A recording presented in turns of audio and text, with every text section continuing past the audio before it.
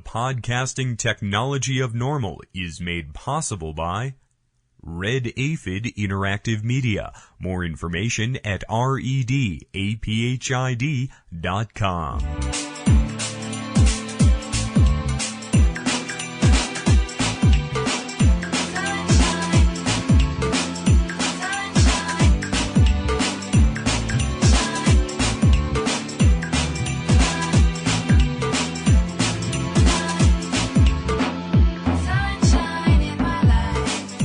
And distributed by the National Organization for the Reform of Marijuana Laws in Washington, D.C. This is your daily audio stash, the growing truth about cannabis. Welcome to the most popular audio podcast regarding marijuana in all of America and all the world, featuring interviews with scientists, politicians, doctors, prohibition policy activists, regular cannabis consumers, musicians, and NORML staff and NORML's board of directors, along with music and comedy no other podcast can offer. You can always find out more about the show at our website, NORMLAudiostash.com. We're ending marijuana prohibition with education, one listener at a time.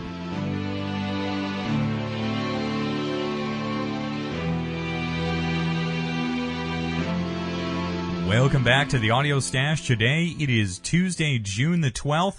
I'm your host, Chris Goldstein. Take a moment to join us at NORML to end marijuana prohibition in America. Just visit NORML.org. We have another jam-packed audio stash for you today, folks. We're going to speak with Democratic presidential contender Mike Gravel on the audio stash today. We'll also speak with Paul Armentano, NORML's senior policy analyst, in our Government at Work segment with an update on amendments to Vermont's medical marijuana law. Also today, a special treat in legislators out there. We'll speak with the Canadian Parliament's House Leader for the New Democratic Party, Libby Davies, who represents Vancouver East. Ms. Davies is working hard to combat a conservative drug strategy in Canada modeled after the U.S. All that's here on the Audio Stash today. Let's get right into it with our Government at Work segment.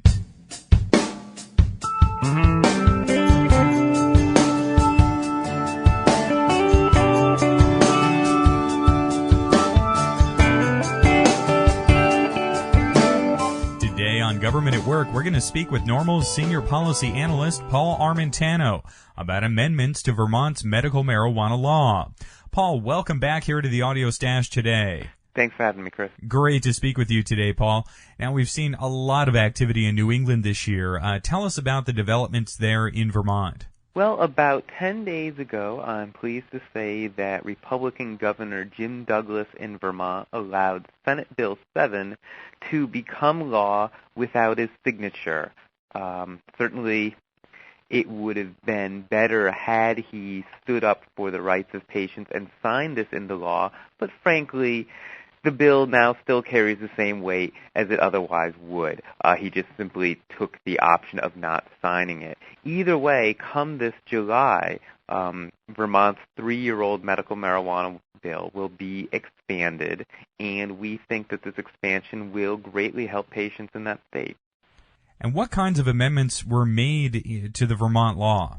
Well, under Senate Bill 7, there will be several changes to the existing law, and we favor these changes.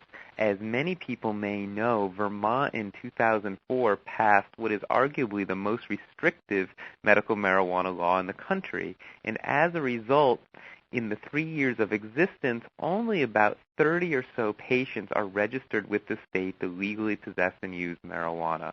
Now compare that to the literally hundreds or in some cases thousands of patients registered to use marijuana legally in other states, and one can see that there is a problem that this bill was overly restrictive.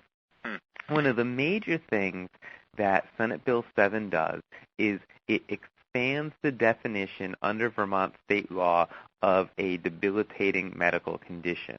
Under the current law, only patients who are diagnosed with terminal cancer, MS, or HIV/AIDS were allowed to register with the state to possess and use marijuana. Under the amended law, this term, debilitating medical condition, has been expanded to also include any disease that produces severe pain, severe nausea, severe seizures, or severe wasting in patients. And certainly we believe that will allow literally hundreds of additional patients to now apply for this legal state protection. The law also expands the amount of marijuana patients can possess legally under Vermont state law.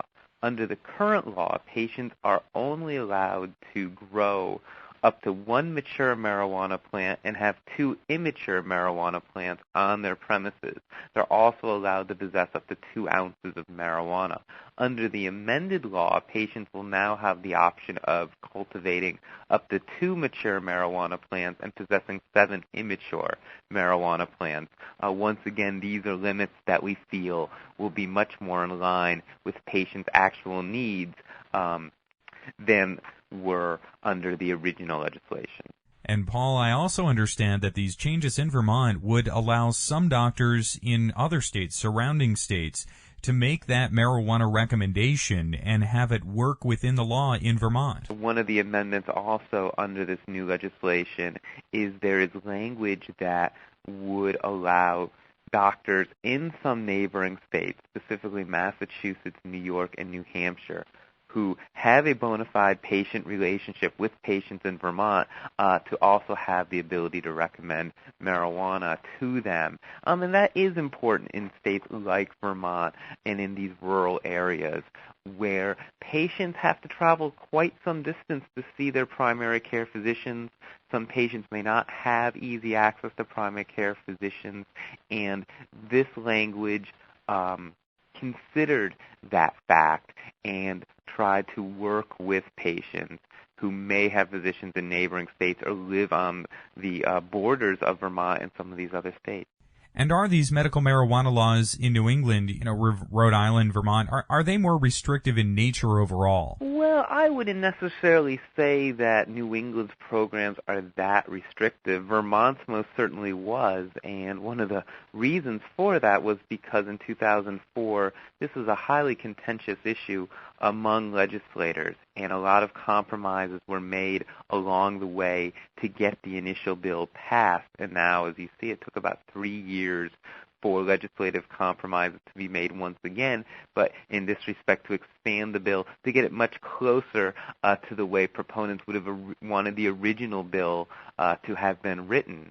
Rhode Island also has a medical marijuana bill. As many people know, the bill is actually, or the law I should say, is set to expire at the end of this month, and we are hoping that the legislature overrides the governor's recent veto to continue this program.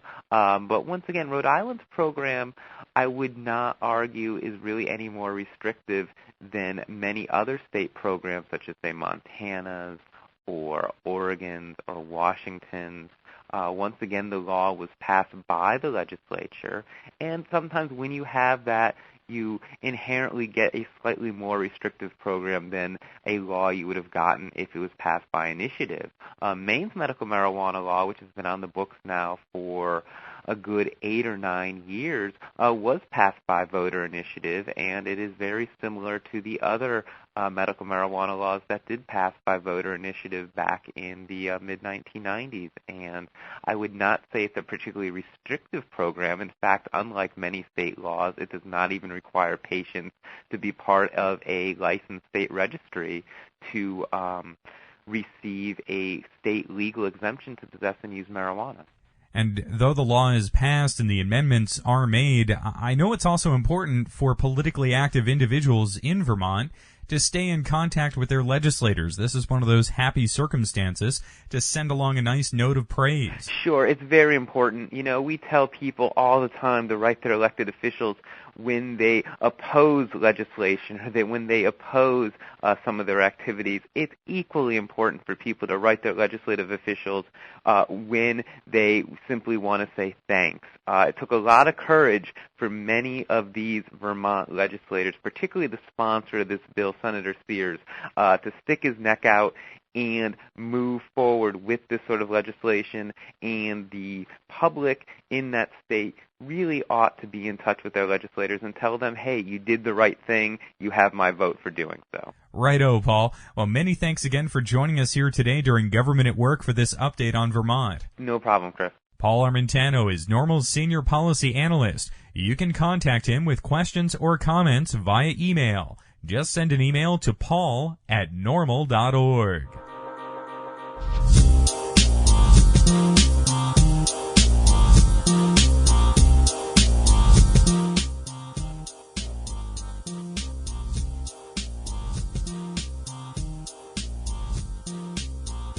Today on the Audio Stash, we get a chance to have a conversation with Democratic presidential candidate Mike Gravel. Mr. Gravel served 2 terms as U.S. Senator from Alaska and has been campaigning hard across the country and in debates for the Democratic nomination for U.S. President. He's the only presidential candidate so far to call for the outright legalization of marijuana. Senator Gravel, welcome here to NORML's Daily Audio Stash today. Well, thank you very much for welcoming me to your stash. Wonderful to speak with you today, Mr. Gravel. First, let me ask what this experience has been like for you of running for president. Well, of course, running for president, it's like Jack Kennedy said, running for president is the tough part. Serving is going to be a cakewalk. And with respect to the debates, clearly the mainline media, or many of the pundits, view me as the crazy uncle coming out of the attic after so many years out of office. But I look upon more like what Leah Iacocca, the title of his book, where have all the leaders gone? Well, one is coming back, and he's running for president of the United States, and it's me. Now, you've been very outspoken on the marijuana issue. You made a statement recently that you would favor the legalization of marijuana. Tell me, where does that belief come from? Well, where does it come from? Because our whole drug policy is insane. If I defy anybody in American culture to not realize that the whole Prohibition era was a failure in American democracy and criminalized untold numbers of people and brought about great disrespect for the law.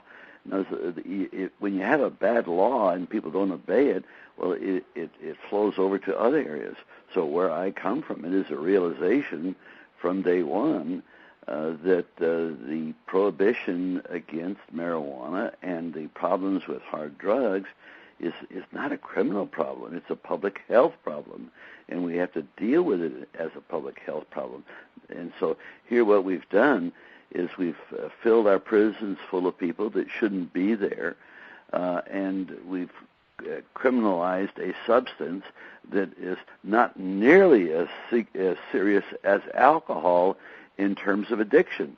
And so people can go buy a fifth of booze and drink it all, and that will do 100 times more damage than marijuana. A similar quantity of marijuana would do. In fact, it's generally known that there are healing properties to the use of marijuana. So we spend as a nation anywhere from $50 to $70 billion a year on this whole prohibition of drugs, illegalization of drugs. We not only criminalize a lot of our people, but we destabilize countries like Mexico, Colombia, and Afghanistan, and during the Vietnam era, our whole CIA was involved in some of this stuff. It's just pathetic, and it's the religious right, by and large, that has been pushing this. People like Bennett and others, and they have their addictions. So I just think that somebody in running for president has got to make this an issue, so that and I think the American people would buy into it. That we don't need to do this, and we can begin to treat it as a public health problem. So this is a long-standing position for you regarding marijuana legalization. I've felt this way essentially all of my adult career, and have never been in a position to try to offer some leadership in that regard. And now that I'm running for president, for 2 reasons: one, to end the war, and the other is to empower people to become lawmakers. And so in this capacity, I just stepped forward and trying to provide some leadership to change the direction of the country in this regard. That the American people are smart enough that if we face up this problem politically and nationally, that they will come down on the right side of this, and the right side being that we should decriminalize totally marijuana, make that as legal as alcohol, and that with respect to the rest of the drugs, that we should legalize their regulation. That then will help. Not only the money will save, we can now spend on helping people get rid of their addiction. But anybody that wants any hard drugs can go to a doctor, register, and then we can begin and then provide them with drugs that they don't have to go to the criminal element in society to get their drugs. So that changes the whole dynamic. It puts the government in the position of trying to help people rather than trying to imprison them. And they come out of prison. We've now taught them how to be criminals. They come out of prison, and then they go commit crimes to sustain their habit. That's absolutely ridiculous and suicidal from a sociological point of view.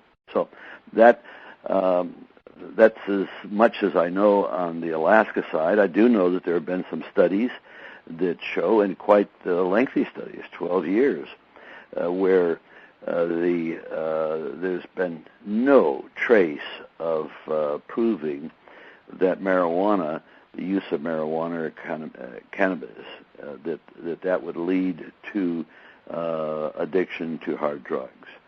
It's totally drinking 4 martinis or 1 martini, whatever, 2 martini lunch doesn't lead to alcoholism any more than smoking or enjoying marijuana, whether it's in brownies or other forms.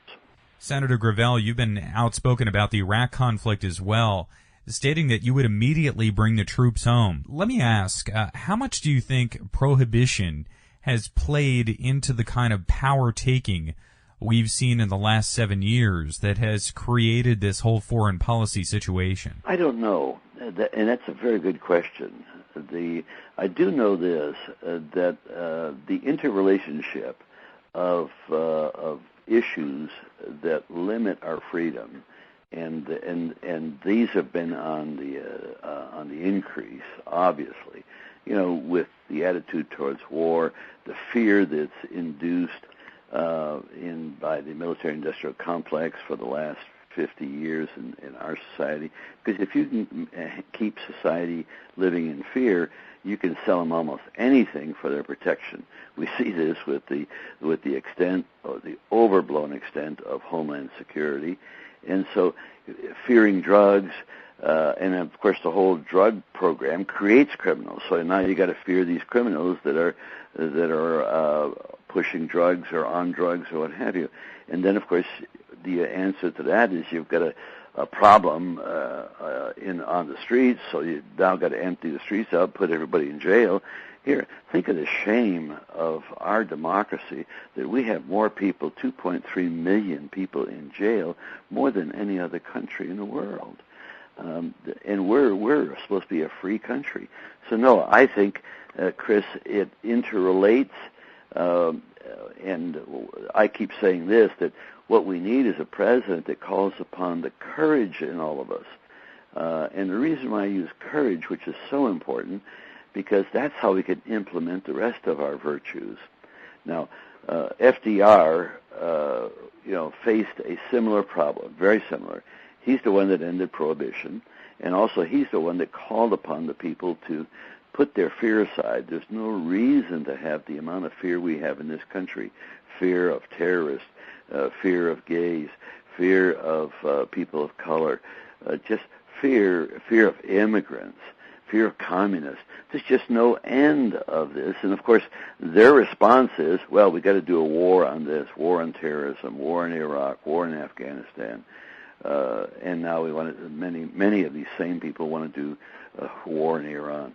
There's just no end to this whole approach. And so back to your original point, is this all interrelated? I sure think it is. And Senator Gravel, you talk very strongly about leadership. We don't see our elected officials taking on some of the most important yet controversial topics like prohibition or poverty reduction or even health care outside of some electioneering. Is that something you find pervasive in American politics right now among all the parties? Yes, it is, and it's difficult. Since leaving office, I've really kept myself informed, and I'm a theorist, and so I've developed this legislation to empower the American people by being able to make laws. But I don't have a magic answer for that. I really don't. It's a thoughtful question. I have thought about it extensively, and the only answer that I can come up with, because I come to this conclusion, there's only two venues for possible change. You want to improve our society. You want to improve the nature of representative government.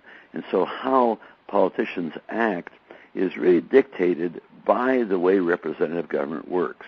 And politicians learn early on that if you take on controversial subjects, you're going to alienate one of two parties.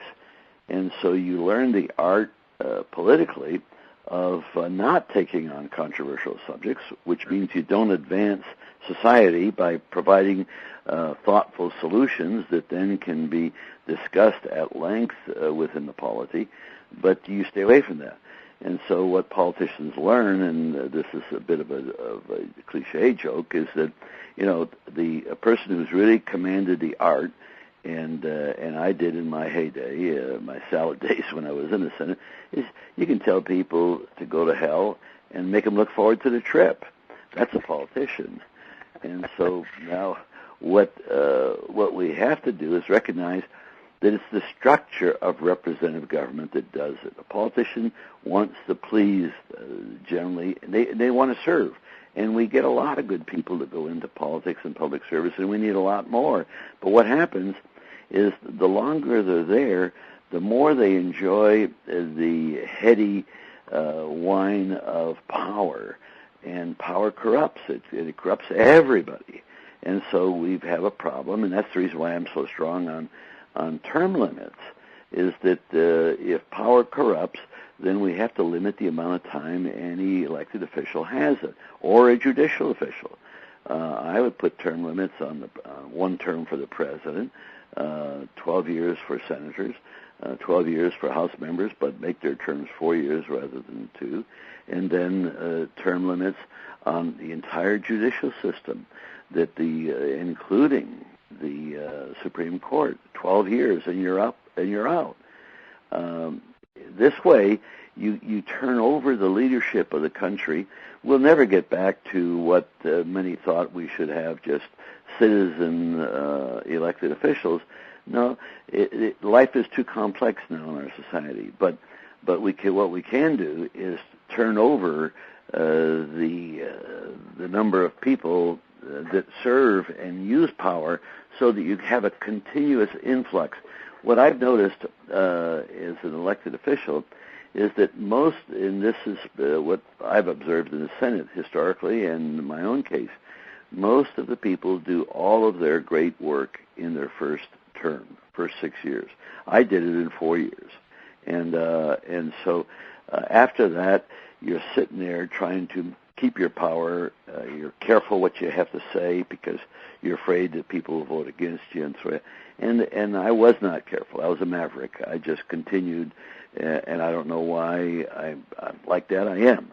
All I got to do is try to see if I can't persuade, at least now in the Democratic race, enough Democrats to get me the primary nomination, and I think I would have an opportunity, and then I'm positive I could eat all of these Republican lunches that are standing up and talking about warmongering, talking about fear.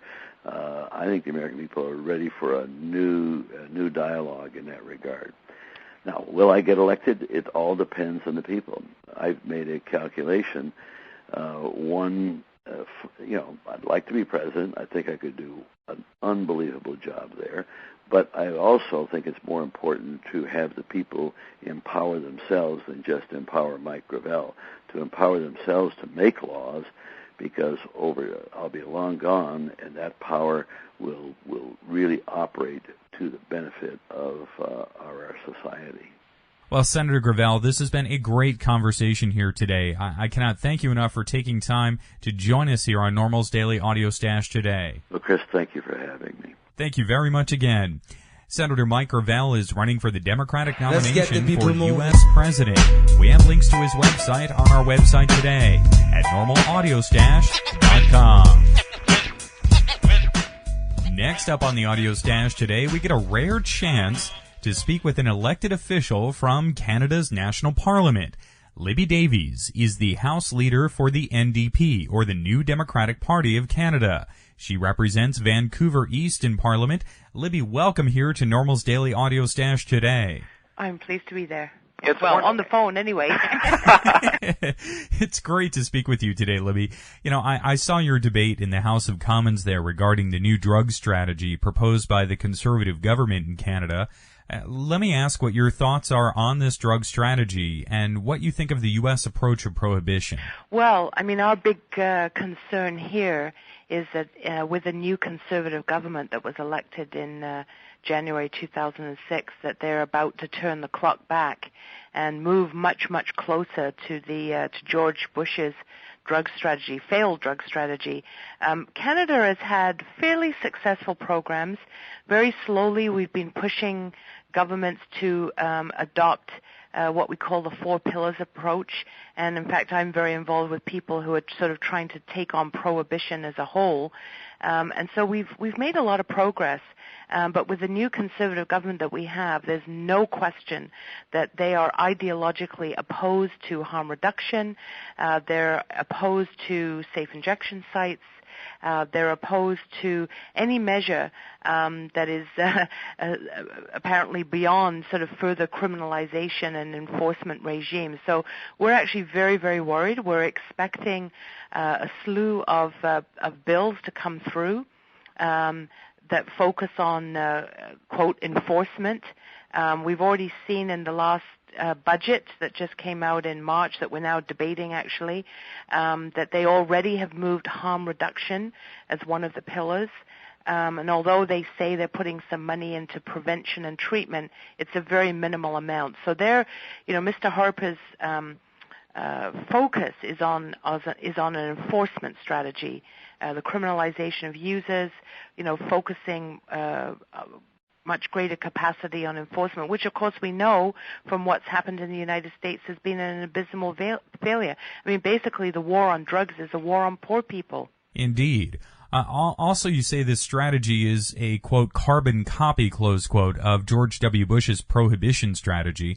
How much does the U.S. position and politics affect the Canadian side of this issue? Well, I think it's having an increasing influence.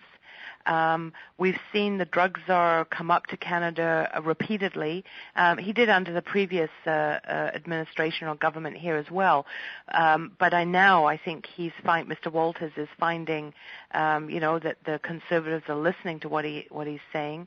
And there's just no question that Stephen Harper is very close to George Bush on a whole number of issues, whether it's missile defense, environment, not meeting Kyoto, and certainly on crime and drug issues. So, I mean, that's very troubling for us because many of us here in Canada, a lot of the advocacy groups and various organizations, we've tried to really promote policies that would take us much closer to the European model, because not only because we think they're better policies, but also because we understand how important it is, because we are, friends and allies with the United States, that it's very important that here in Canada we could show that there's a different kind of regime that isn't about, the absurd penalization of drug users and the criminalization of people, whether it's for marijuana or any other drugs, that we could show that there's another way of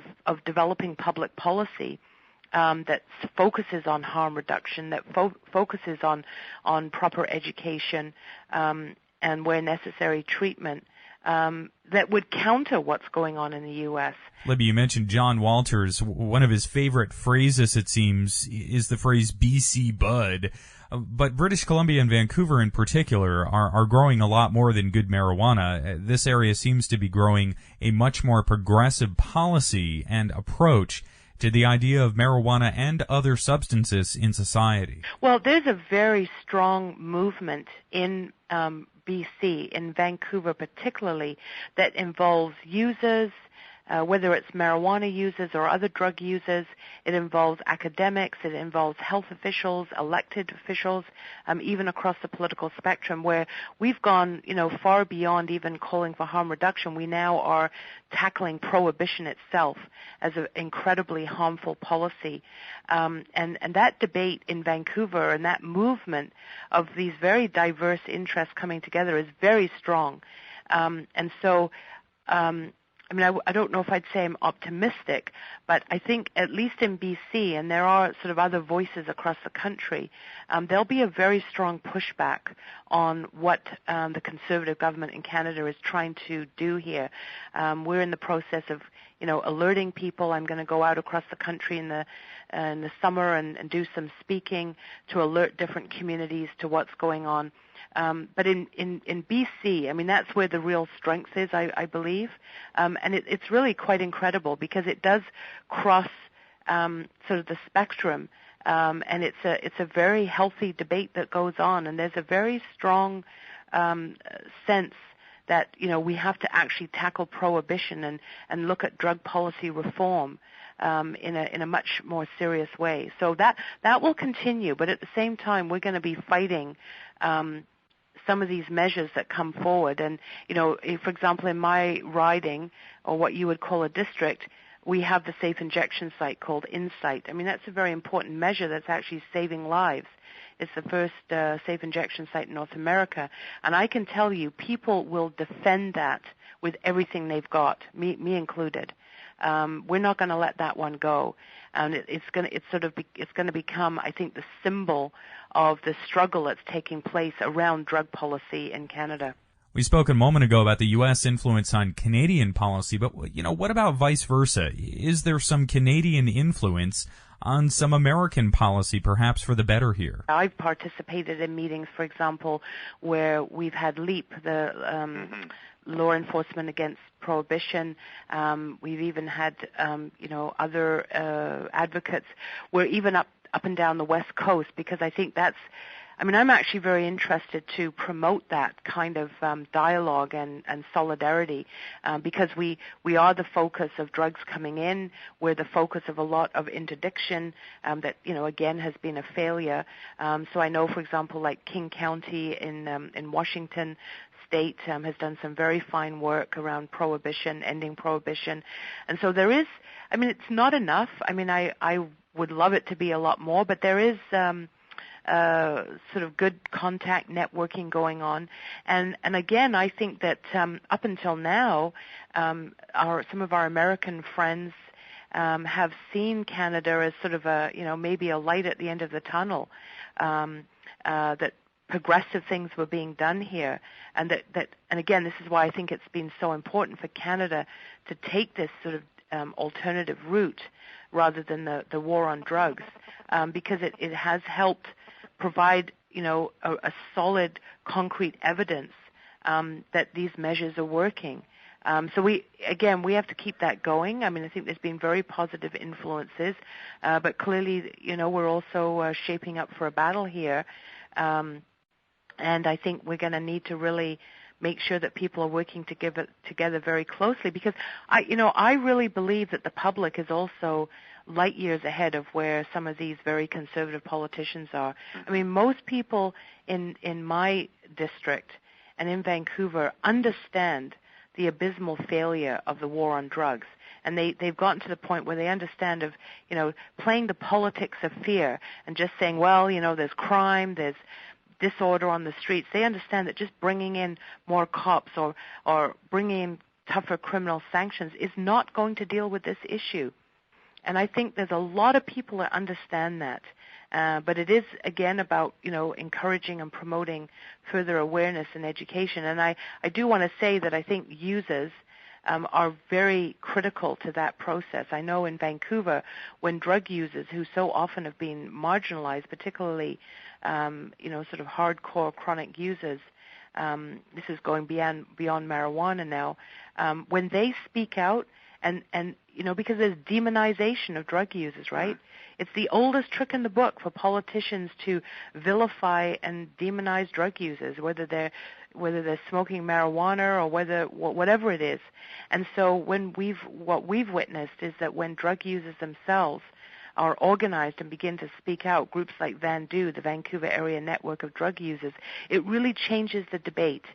And it becomes much harder then for politicians to vilify people that suddenly you're hearing about their story, you're hearing about what their life is about. And so that's been a very important element too. Well, Libby, this has been an absolutely wonderful discussion here today. I really appreciate you taking time to join us, and I hope you'll join us again here on the Audio Stash in the future. Certainly. Thank you again, Libby. Libby Davies is a member of Parliament representing Vancouver East in Canada. She's the House Leader for the New Democratic Party of Canada. We have links to her website at normalaudiostash.com.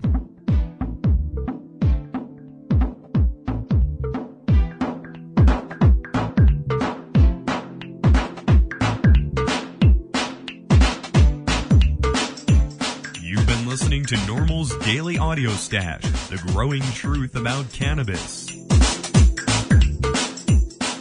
Make sure you visit our website at normalaudiostash.com. That's NORMLAUDIOSTASH.com for more information about every day's show.